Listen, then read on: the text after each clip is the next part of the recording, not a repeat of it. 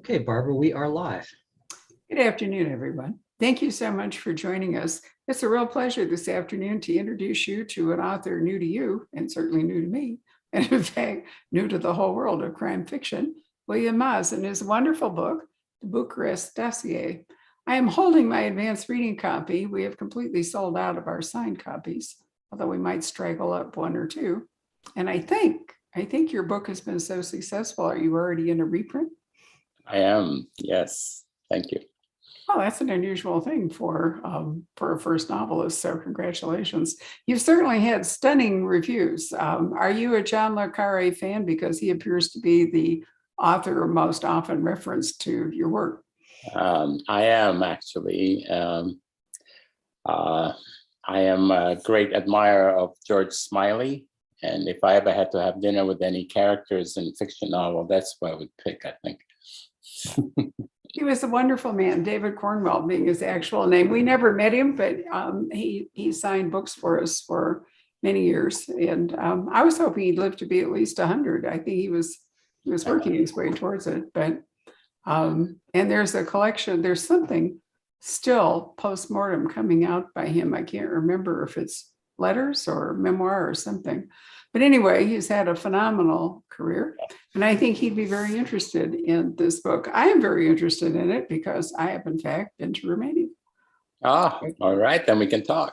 We can indeed. Not only have I been to Romania, but I have stayed in the Athene Palace, which is where our hero is directed, and traveled up to Transylvania and seen the remains of some of the communist state enterprise. For example, these long and ridiculous factories that never really actually produced anything are in the valleys, cluttering them up and difficult to dispose of.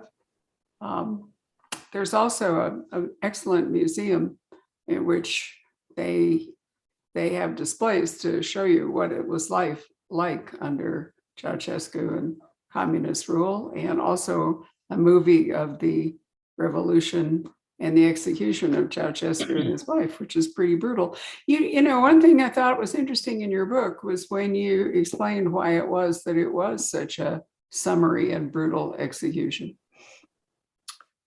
Well, the execution took place very quickly. There was about a 45-minute to an hour kangaroo court, which was embarrassing because even the prosecutors were embarrassed. They didn't have any preparation for it.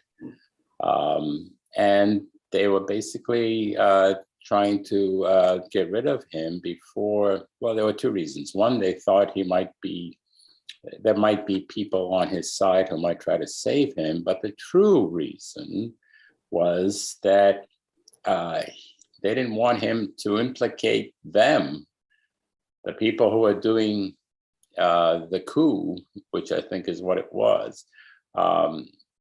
They were part of his old communist, regime, apparatchiks, and they were just as bloody as he was.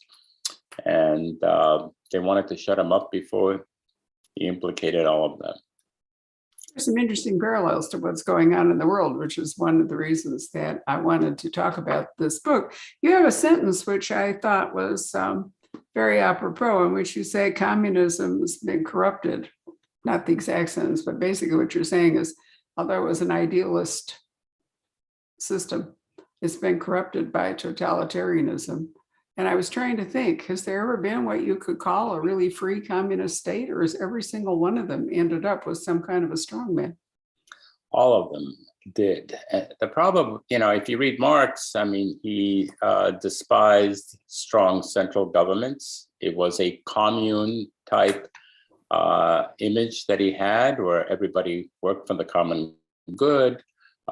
People worked according to their means and received according to their needs. It was almost a Christian type philosophy, even though he hated organized religion, because he called it the opiate of the masses, because religion was used over the centuries to keep the people down, to control them, and to tell them that don't worry about life here because you're going to heaven, and there is where true life lies. And therefore, it was a way of keeping them from revolting against governments. It was for the, there were no real communists in Romania. I have a scene in the book in which, my character discusses that nobody believed in communism. It was a way of controlling the population. It was a totalitarian government. Putin today doesn't talk about communism. It's a totalitarian government run by oligarchs, and there is no philosophy behind it. It's simply power. So totalitarian regimes have existed, throughout history under different guises, and communism was one of them. I always thought that Lenin must have read Thomas More's Utopia, and you would have thought that he would have figured out that a utopia is actually so contrary to human nature, it was virtually impossible for it to ever succeed. What's the difference between, do you think, communism, as you were talking about it, and a kleptocracy?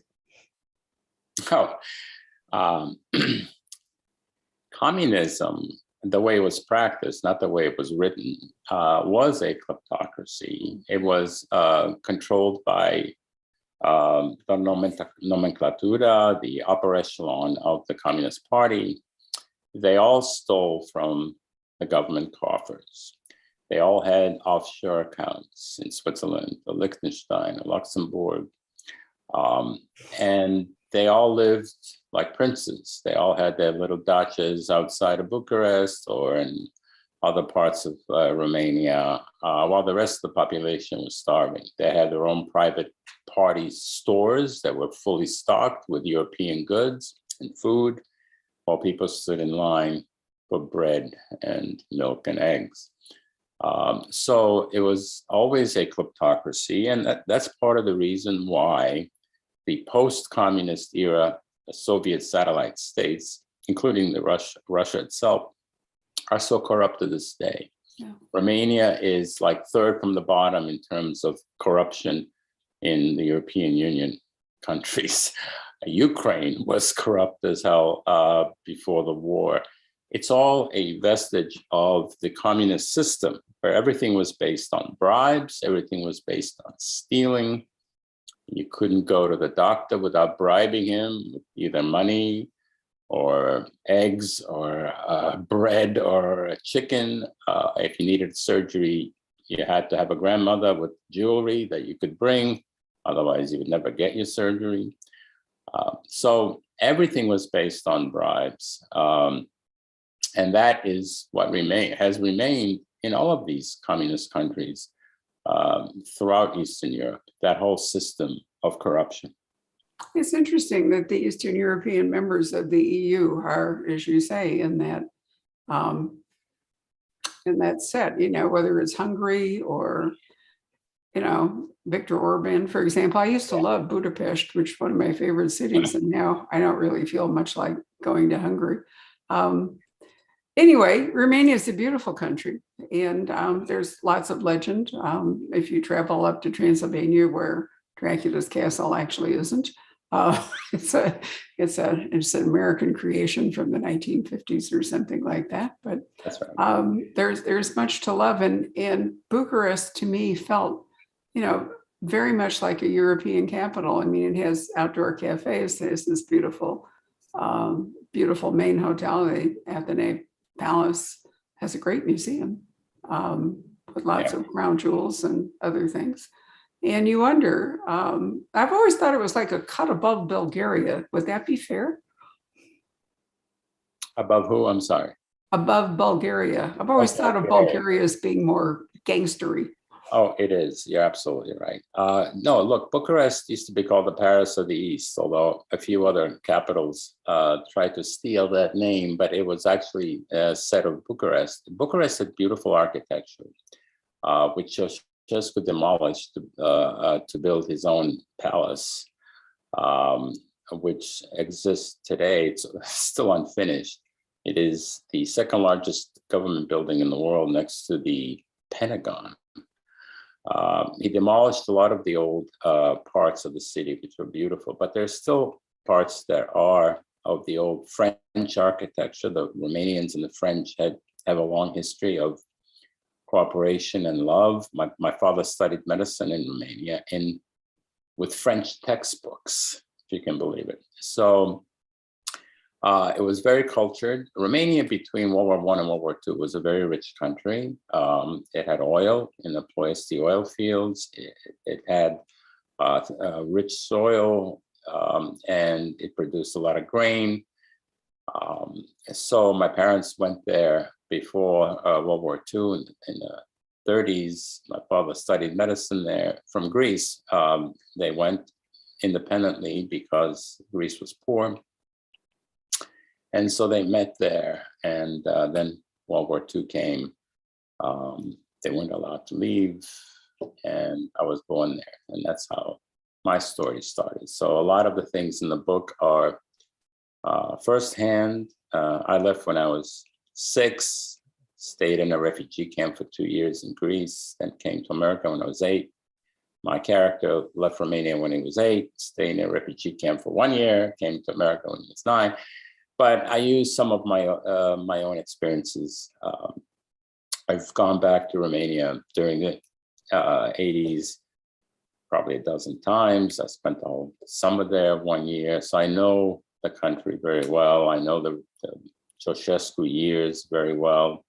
A lot of the things that I recite in the book are firsthand experience, and there are a lot of secondhand stories told by my relatives there and so forth. And I did a lot of research about the revolution, of course. So. Well, you can tell it's a very personal story, and there's so many parallels between Bill Heflin, as he is called in the book, which isn't really his name, but we'll get to that.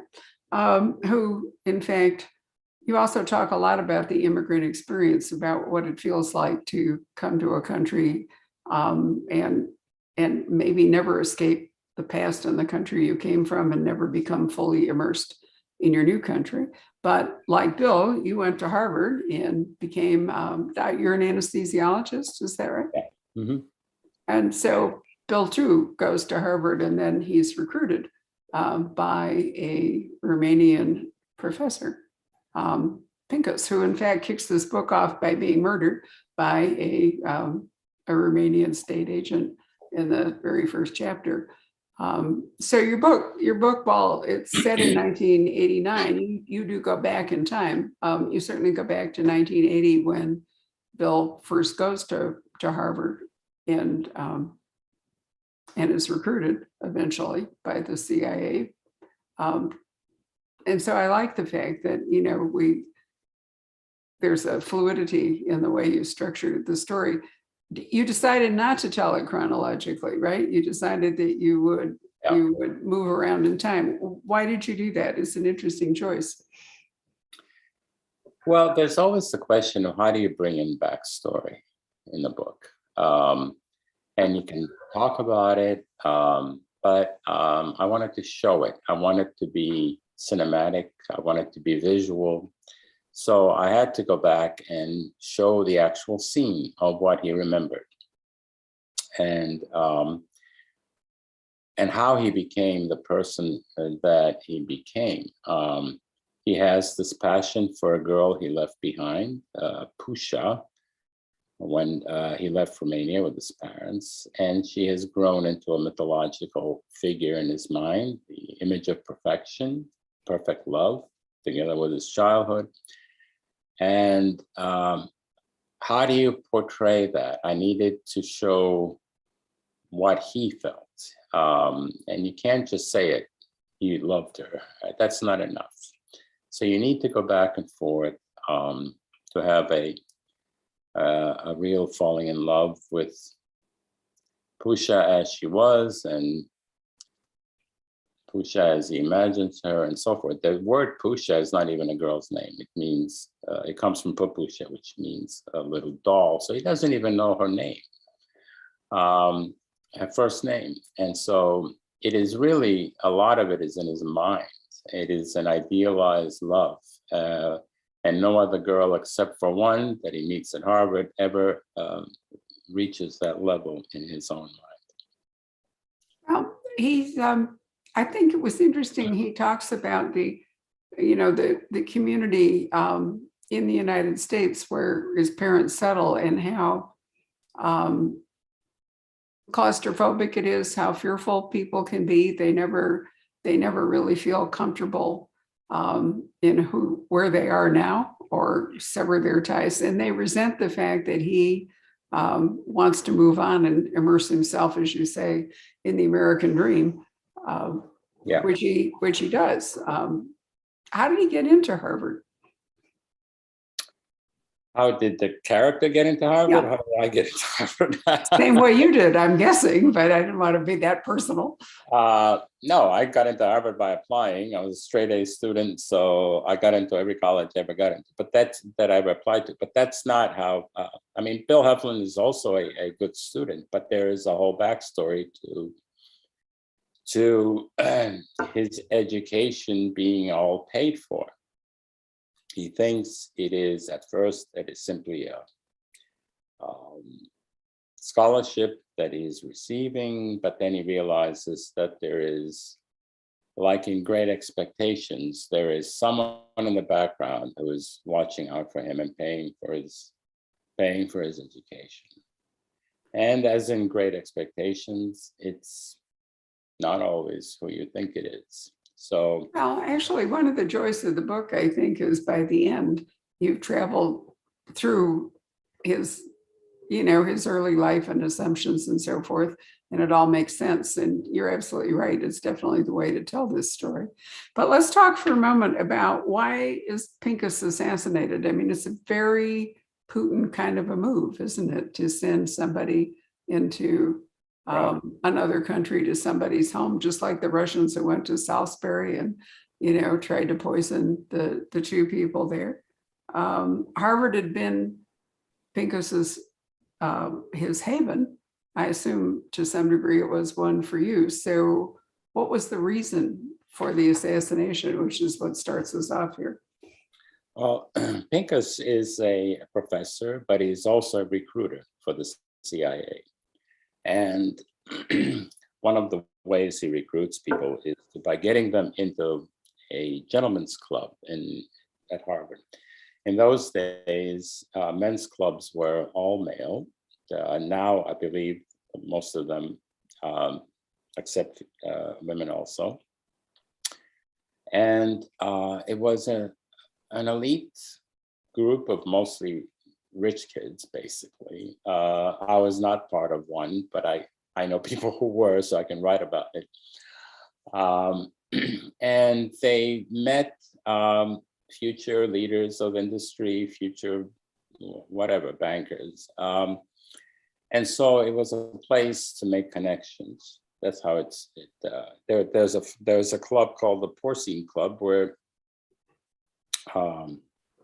Porcelain Club, where they guarantee that you'll get $1 million from the club if you don't make your own million by the time you're 30.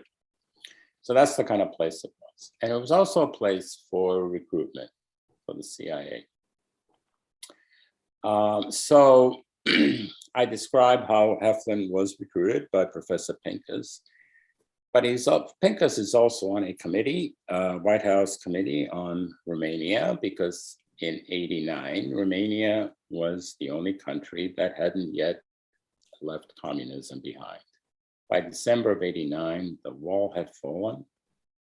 All the other communist, satellite states had turned away from communism. Only Romania remained. And Pinkus was on this White House committee, and he was murdered. We find out later why, but at the beginning, we think he was murdered because of his outspoken resistance to Ceausescu and to communism.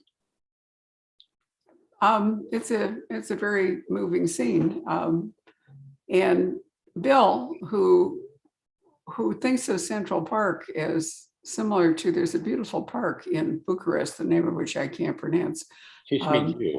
Kishmidu. Okay, and I mean, we spent some real time there and thought it was amazing. And I can understand why Central Park would have felt similar to him. Anyway, there's a there's a drop there kind of a thing. I mean, we're using old-fashioned spycraft in this book. And honestly, Bill, I had a great conversation. I can't remember with whom recently, but maybe it was Joe Cannon. It was Joe Cannon, actually, about his most recent spy book set in Berlin. And the gist of it is that because technology is so penetrable now, that people are going back to old-fashioned spycraft. Nobody can hack, a note stuck into a spike in the ground or a piece of paper folded into a newspaper, a conversation rather than a cell phone kind of a link. And I find it really interesting that although, this is what they did in 1989 when you're writing this. I mean, when the book is set, it's actually happening again. So it doesn't feel as old-fashioned if you're really paying attention as it might have maybe 5 years ago when everybody would have been doing, some sort of much more complicated digital stuff. Well, you have to also remember that in the Middle Eastern wars in Afghanistan and Iraq, our enemies were doing the same thing. They weren't communicating via cell phone anymore because they knew they could be traced. And a lot of transactions happened by messenger. They would just hand either money or diamonds in order to send funds from one place to another. And it would all be done by a hand-to-hand way so that they couldn't be traced. So you're right, that is coming back. Wow, I love it because, as I say, everything comes around again. So Pinkus is assassinated, and then Bill wanders through Central Park towards a location that he went to, finds from Boris. Check in at the sorry, my internet connection's going unstable for a minute here. There we go. Check into the Athenay Palace, and this or that will happen. And Bill thinks, why am I going to do that? But then some of the higher up people in the State Department roll up and say, no, you're really going to go. In fact, you're going to go tonight, so you can't change your mind, and we'll take care of you at the embassy. And so off we go. Now, Bill is not actually Bill. Bill is, we've said before, Greek by extraction. So why has he adopted the name Bill Heflin? Well, it goes to the heart of what it feels like to be a first-generation immigrant. Doesn't matter where you come from, you have ties to your old country. No matter how miserable it was, you still remember the language, the traditions, the foods, the music.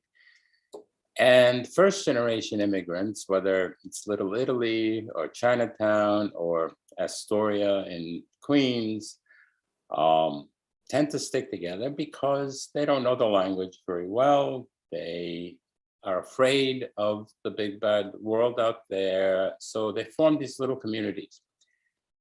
Second generation, and Heflin is kind of straddling whether it's first generation or what he is, but they become fully Americanized. And, my brother's children don't even know the old language, whether Romanian or Greek. They become fully Americanized. But that initial generation wants to stay together and to continue the old traditions, to have the kids marry, Greeks, that whole thing.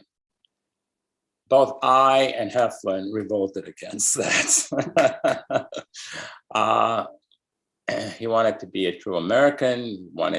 He knew that that was quicksand. If you stay there too long, you'll never leave. You'll never get out.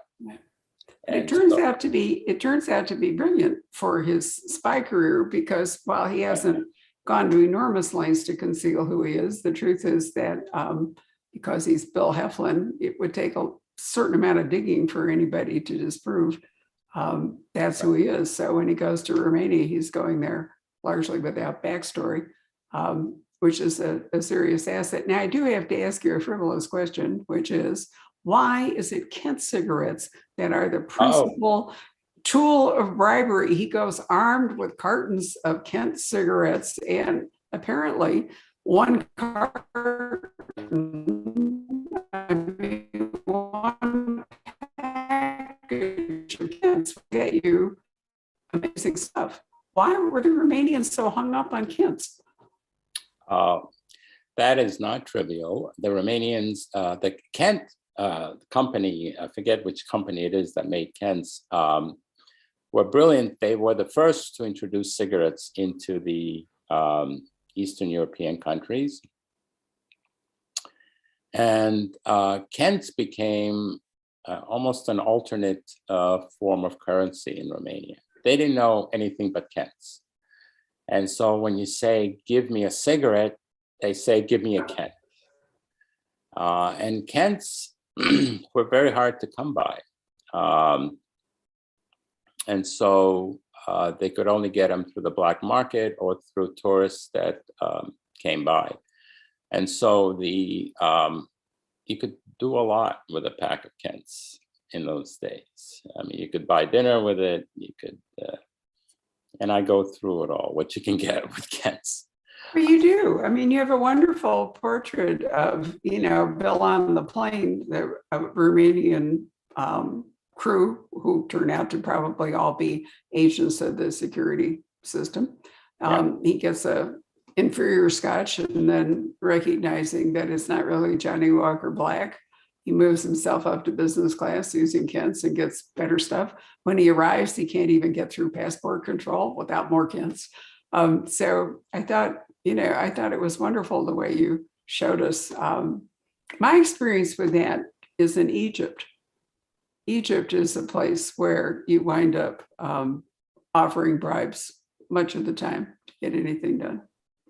Well, I mean, in Romania, it has a history back to the Turks, the bakshish, which is a bribe. But in Romania, Romania was under the Turks for, I don't even know how long, hundreds of years, and under the Ottoman Empire. And so a lot of old things happened during that period that remained. I'm looking at myself and it's gotten dark here. Can I turn on the lights in the back? Because I look like I come, Yes, it's very mysterious. It's kind of a nice spy thing. There we go. Way better. I saw you looking around. My internet connection sometimes freezes, and so I'm always worried that when that happens, it's me that is gone. Right. Gone strange. But anyway, so Bill gets to Romania. We know that he's not really Bill, but Bill, and he's armed with stuff. And a guy named Boris has brought him there. Now, Boris is a fabulous construct, and we don't even know if Boris is actually Boris. So do you think, are spy novels intrinsically populated with people whose names and identities are assumed? Oh, it depends on what kind of spy novels. I mean, if you go to John Le Carre, he always knows his adversary. I forget what he called his adversary, at which he met once, George Smiley. But anyway, it's the circus, isn't it? This sort of ring that Smiley deals with, isn't it called the circus? The circus is the MI6. Yeah, his KGB counterpart, but I forget the name. But anyway, it is a construct. Yes, in the CIA, you have assets. Sometimes you don't know who they are. Sometimes you know them by a certain name. Most of the time, you want to have control over them because sometimes they want to stop. You want to be able to nudge them forward to keep giving you intelligence. Sometimes to get into trouble, you want to be able to save them. In this case, Heflin he's not a handler. He doesn't handle Boris like a field agent would handle him. Boris just started sending him intelligence. He doesn't know why. He doesn't even know if Boris is male or female. He was hoping it was an Natasha with spike heels and pretty. But it turns out to be a gentleman in his 60s, he thinks, but he's always wearing some disguise or other. He never really sees Boris's face, even when he meets him. But Boris seems to know everything about Heflin. And so there has to be more to Boris, but he won't talk. But Boris is basically brought him there on first Passover. On the first pass, he brought him there to give him a message from Gorbachev, and that is for the Americans to keep their hands off Romania, that Russia will clean up its own mess. So that is what Heflin does. But there is more to Boris than we know, and so Heflin slowly gets embroiled in all sorts of things. Well, you bring up a good point, which is that Heflin, whose language facility due to his childhood is really very good, and his Romanian, according to Pinkus, is nearly flawless, even if he doesn't really know all of the slang and so forth. He's an analyst. He's actually the leading analyst in Eastern Europe. He's not an agent. There's a real difference, isn't there, between analysts and field agents? And so he's making a pretty abrupt transition here from one to the other as he goes to Romania. Right. And so this is very different from, a James Bond type of a novel where you have an agent who is well experienced. He is a novice in terms of being a field agent. And part of that was, the reason I did that was, you want a character who is reluctant, a reluctant hero sometimes. And you want him to be pushed out of his safe zone into a new environment. And you learn along with him how to become a field agent. And by the end of the book, he has become one. And so it's almost like watching Star Wars when, Luke Skywalker is trying to become, a Jedi Knight. At first he doesn't know anything about it, and we're slowly learning with him what it takes to be a Jedi Knight. So that is what is happening to Heflin. And it also explains why he's not so proficient at being a field agent at the beginning. And he slowly begins to learn the ins and outs of it, and why his the Bucharest chief of station keeps making fun of him. What the hell is a analyst doing over here? Aren't you out of your depth a little bit? So we get to have a lot of fun with Bill Heflin in that respect, but he shows that he lives up to the role that he has to play. Right. So actually, he was in the position of having this terrific asset, even though he wasn't a field agent. And he's been summoned by Boris to go to Romania to create history, create in quotes, which is, he doesn't know what that means. What is he going to be creating? It's December of 1989. And of course, we now know what events happened at the end of 1989, but he doesn't know that. It's kind of like where we are at the moment. We see what's going on in the Ukraine, but we don't have any idea how this is all going to come out. I often point out to people who like historical fiction and historical spy stories and so forth, that the war with Napoleon went on for 20 years, and nobody knew how it came out until Waterloo finally, drew a line under it. It's really hard to live through this kind of instability and turmoil and terrible events when you can't see yet what the end will be. So it's easier to look back on 1889 now than it would have been to be in 1989 and not know where we were going. Well, let me tell you even more than that, because even to this day, 30 years later, the Romanian people are still asking themselves, what was it that we had in 89? Was it a popular revolution, or was it a coup d'etat?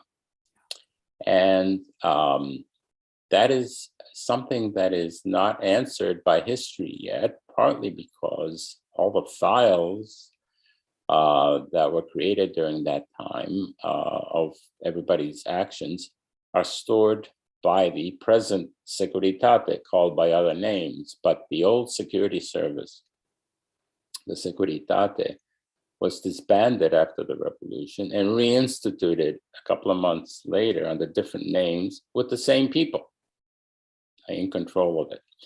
They control all the dossiers. Part of the reason I call the Bucharest Dossier is because everything in Romania was based on dossiers. Everyone had a dossier and so forth. And so these dossiers are still locked up by the Securitate. They control everything, and to this day, they control the government. And we can talk about the oligarchs, the rise of the oligarchs, which I'm writing about now, a sequel to the Bucharest Dossier. What happened after the revolution? You know, what happened in Russia with the oligarchs is not unique. It happened in every single one of the post-communist Eastern European countries. And it's because in order for them to turn to capitalist democracy, they not only had to buy off their friends to keep them in power, but they realized that they could become immensely wealthy during the process. And so all of these politicians were corrupt. And during this whole transition, many of them became extremely wealthy by taking over state companies and so forth illegally, like they did in Russia. Well, I mean, I think it's really interesting to ask oneself whether something similar will happen in Russia, because the truth is, if you know the oligarchs want to hang on to their money and all the rest of it, it may become too difficult for them to do that while Putin is engaged in this power play. I don't know that getting rid of Putin would change things all that much, although probably they'd rather have commercial relationships and so forth restored with the West than, you know, become a pariah state. But you don't know. So would it be a coup or would it be a revolution? Does something like that happen? In Russia today? Mm-hmm. In Russia today, it would be a coup. There's no room for revolution today in Russia because there's no freedom to start one. The same as in Romania. Ceausescu's Securitate had everything locked down very tight. There were microphones everywhere. Anybody who made a joke about Ceausescu or the communists would be arrested. There were over 100,000 people in psychiatric wards, political prisoners during that time. It was very difficult for anybody who resisted the government or communism to survive. They were arrested. It was thought at one time that there were anywhere between 1 out of 4 to 1 out of 20 people in the population, either a Securitate agent or an informant. And it could be anybody, your cousin, your neighbor, you know, your classmate. So there were no Lech Walesas or Václav Havels in Romania.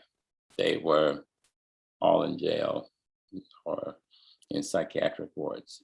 So but then you're basically saying it really was a coup. It wasn't a popular revolution because it wasn't really possible to have one. And most Romanians think it was Gorbachev who did that.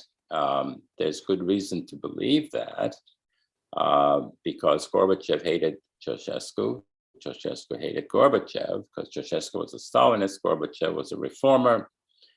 And it left Ceausescu out to dry because he was really one of the few Stalinists left. So he hated Gorbachev for his glasnost and perestroika. Gorbachev hated him because he thought he was a tyrant, had blood on his hands, and was a bad name for socialism. So Ceausescu Gorbachev tried to start coups since 1985. They just never materialized. But Ceausescu was paranoid that he would be killed by Gorbachev. And there was a General Militaru who became the first defense minister of Iliescu, the man who took over after Ceausescu was killed. He he had been a KGB asset for years. Ceausescu knew that, but he didn't want to kill him because he was afraid of the Russians. He said there was a coup that was about to take place in 1990, but events overtook those plans. So we don't know what really happened, how this revolution started, but I describe certain facts. One is that in Timișoara, it started around a priest named Laszlo Tokes, Hungarian, who had a large following, and he was anti-communist, and the government wanted to move him from his house in Timișoara to some country outpost to keep him quiet, and the people gathered and they tried to prevent that. At some point, there were snipers on the rooftops. That's been documented. Everything I talk about in there has been documented, and I did a lot of research. The only place I use poetic license is when there is nothing in the historical documents to contradict me, okay? So there were snipers, and these snipers started shooting both at the population and at the military. The military started panicking, and they started shooting indiscriminately into the people. There were over 100,000 people there at the time.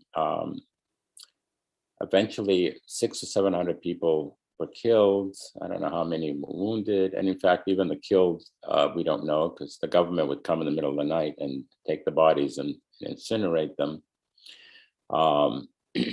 Eventually, the revolution spread to other cities, finally to Bucharest. Ceausescu eventually flees. I mean, I'm going through this quickly, but there are more details in the book. Tries to escape with a helicopter.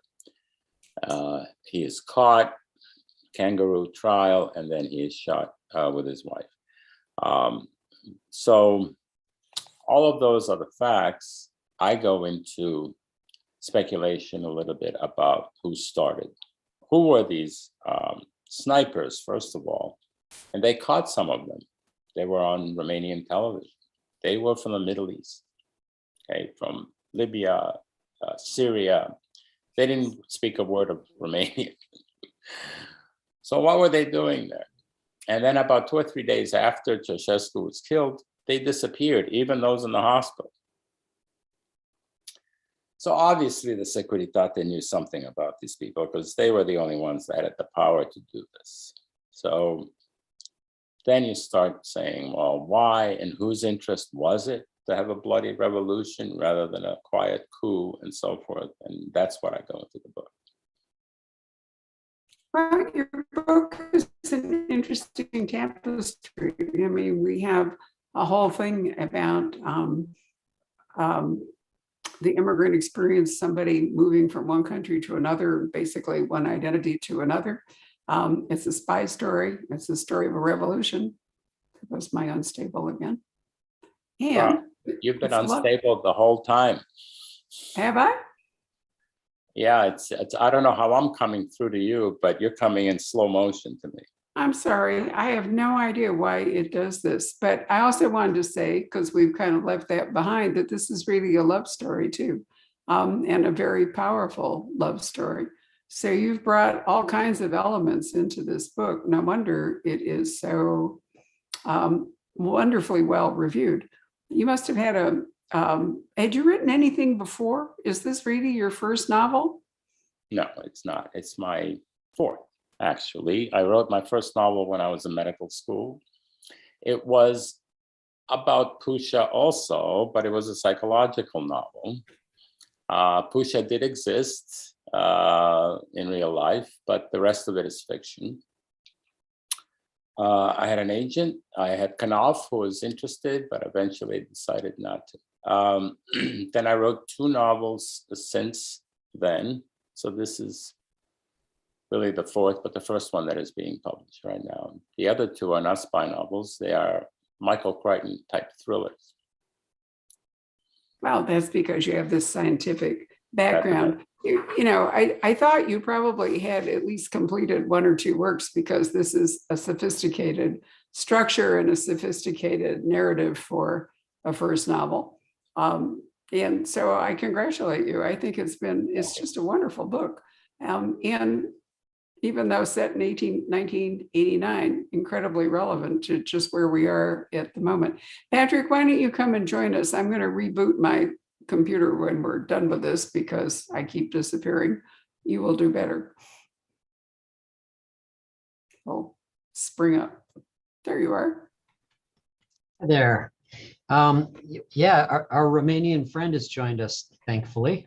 From Bucharest. Yeah, Right. Tony. I'm not sure if he's actually from there, but it looks like he's living there temporarily. But he says living in Romania, dealing with mother-in-law health issues, etc. He says, I was truly fascinated by your book. Wait, there it moved. The revolution, in quotes, was more of a coup d'etat by Iliescu. And the corruption that exists today runs the whole system, and the people have been conditioned to accept it. He says, I love the natural life here, and the food is amazing. I'm going to blow the pronunciation. Is it Soika and Palinka too? Yeah, Soika and Palinka, right, same thing. He says, what are your favorite Romanian dishes? And then the second question, which you've talked about a little bit, who are your influences? Well, I grew up with my favorite dishes being the dishes I mentioned in the book, which is mititei sausage, which are these skinless sausages of 3 different meats: lamb, pork, and beef, spicy and really very tasty, which my mother used to make, and I would love them. And you accompany it with mamaliga, which is their version of polenta. So that was one of my childhood favorites. My influences, I read widely. I read a lot of mainstream literature, a lot of literary fiction. John Le Carre is my favorite, but he can be quite complicated and certain, appeals to a certain population. So there are other people, Daniel Silva that I like, Alan First that I like, Joseph Cannon that we mentioned before that I like very much. So, I've read a lot. I'm not the Tom Clancy type of writer. I want this to be something about the mind, something about the inner work, which is really what spycraft is. I mean, if you really read about what spies do, they don't fight. They're not trained in Taekwondo or whatever. They are there to blend into the population and to gather intelligence and to handle their assets. And then, of course, to find out who's true and who's not, and who's a real asset or who's a double agent. All of that is what interests me, not, what kind of rifle he used, So it's a mind game that I'm interested in. David Downing is one that I'm looking here. People I love, Diary of a Dead Man, for instance. Len Dayton, I liked in the past. Eric Ambler. These are writers from before. But Le Carre to me is my favorite.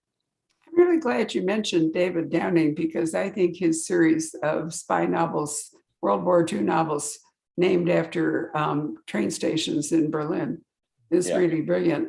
But then he wrote a book called Jack the Spy, which I truly loved, which goes back, I think it's World War I, isn't it?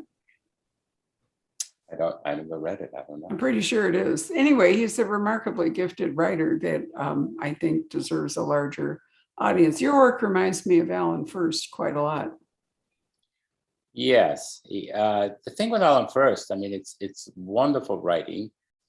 There is no series, or at least not a long one. You're dealing with different characters every time.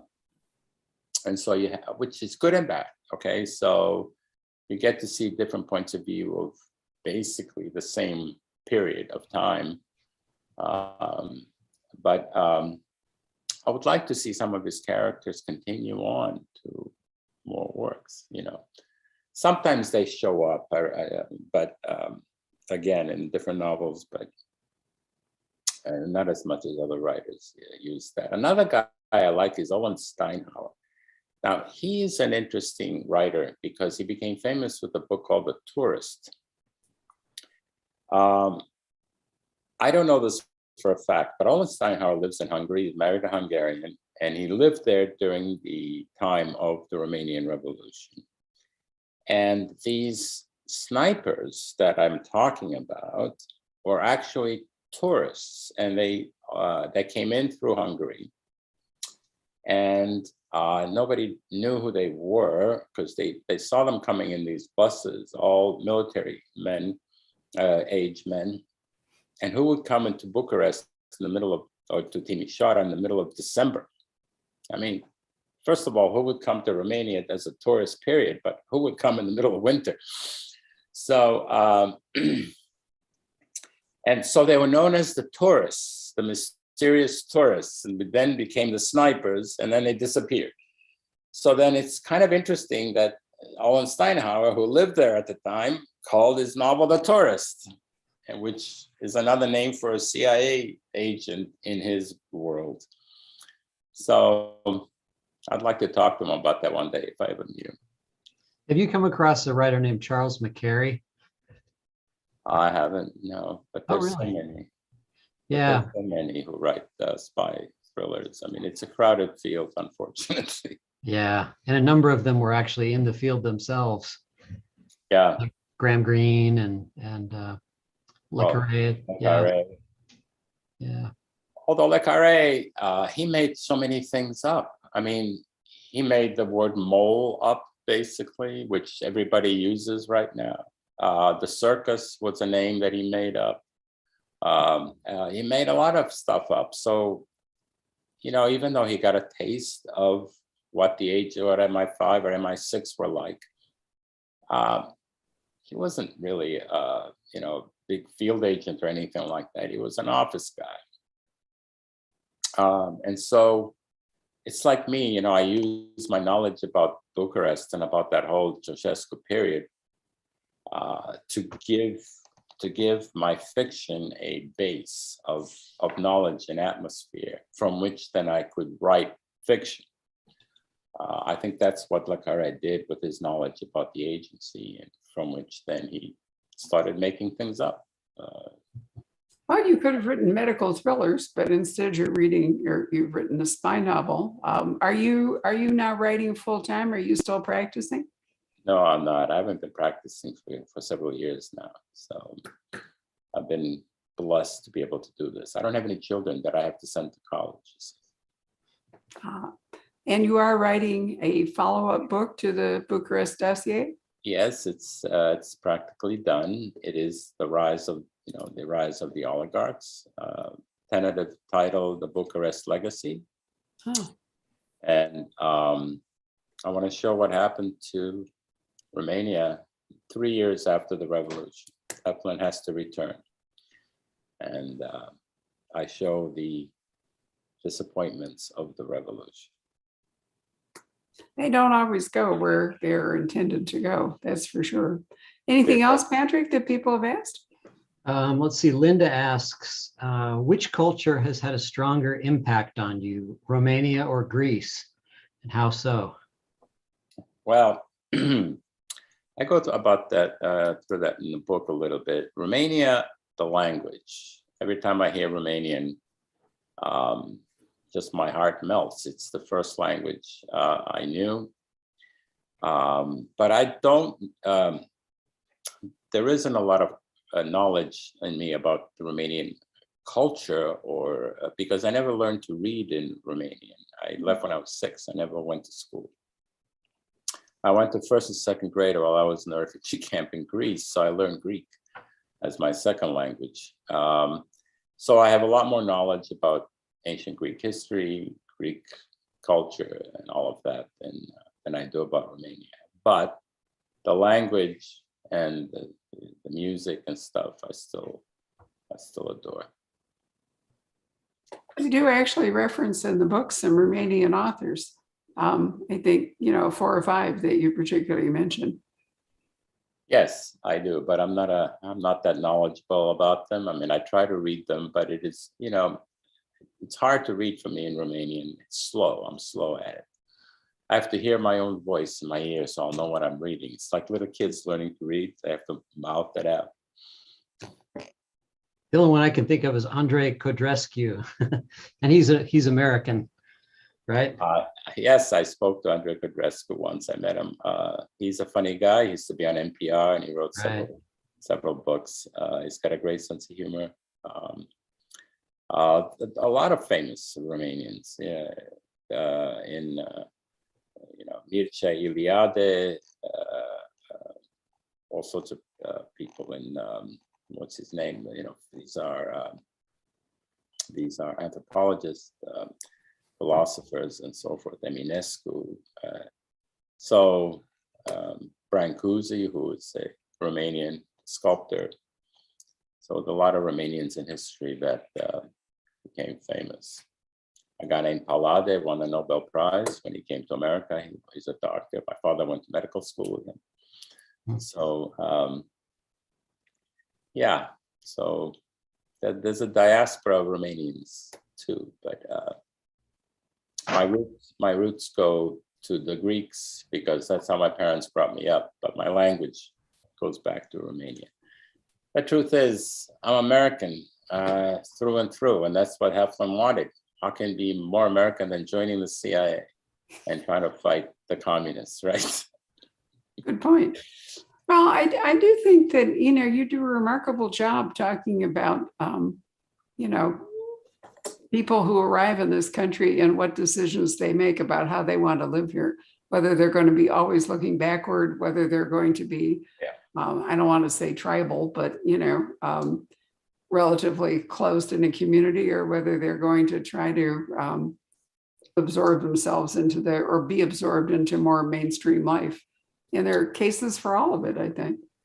Well, I tried to use the medium of the spy novel to talk about other more important things, to talk about immigration, to talk about the what love is and whether it can survive even the direst of circumstances in 20 years.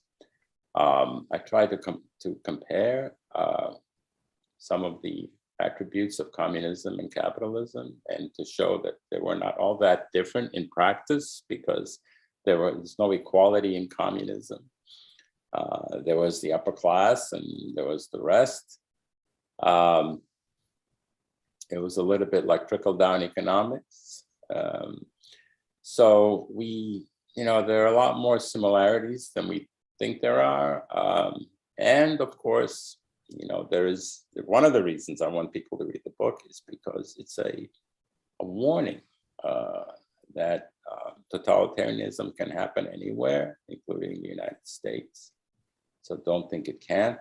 It comes, well, in Romania, it came abruptly when the Russians invaded, but it can come in slowly without you knowing it. And propaganda is the number one way that it comes.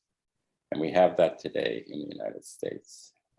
We've come closer to it in the last few years than I think ever. So I'm hoping that that it will recede, but it's a very dangerous time right now, I think, in the United States. There's so much dissent being suppressed and misinformation being broadcast, and I think very tribal. It's a hard time. And as I said before, if you can't see the end of it, it's hard to live through it. That's right. And I think most of us think, no, it could never happen here. But look what's happening. You go to school committee meetings and you're afraid to speak up because you're afraid to be beaten up. You follow one or two networks that give you propaganda, not news, and social media. So there is a whole bunch of people in the United States that have drunk the Kool-Aid, so to speak, already. And it's scary. It is scary. Right. We'll see if the mouse prevails. I'm rooting for Disney. latest warrior in the culture wars is actually the Disney Corporation. So I know. good for them. Yeah. Anything else, Patrick? Let's see.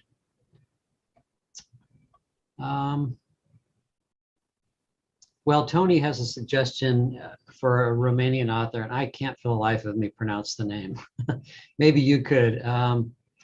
It's is it Rodica?